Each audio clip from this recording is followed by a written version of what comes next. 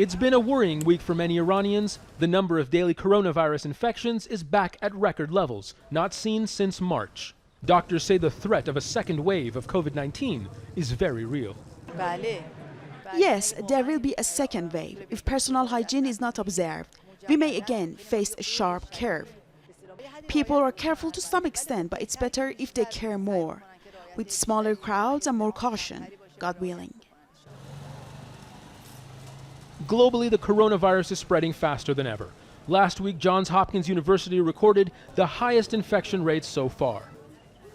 In Iran, where COVID-19 infections were waning after the lockdown, they're again increasing in at least 10 out of 31 provinces. Control measures on public life were eased last month, something health ministry officials warned might make people complacent. Infection fears seem to have become less of a concern for some, and intercity travel during holidays and weekends is on the rise again. Iran's president says that people should learn to adapt and live with the virus, not bend or ignore social distancing rules. People and businesses must seriously take into consideration warnings and precautionary measures by officials about the resurgence of the disease. The noble people of Iran should know if these measures are not taken seriously anywhere in the country, or God forbid the disease rises again, authorities will be forced to bring back some restrictions, and that would affect the normal life of citizens and badly harm the economy. For people running shops that opened only a few weeks ago and are still recovering losses from the first lockdown, the prospect of a second one is unthinkable. Some say threatening another lockdown shows the government is out of touch with the people.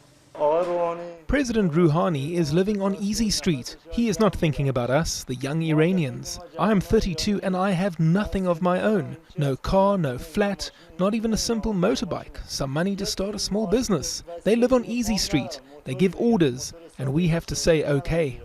Others say if the government wants people to stay at home, they should compensate them, as has been done in other countries.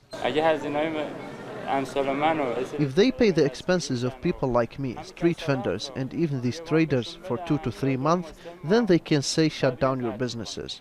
Shut down is not difficult, it's easy, but where will people find money? Talking to Iranians about a second wave of the virus, the response is always the same: God forbid.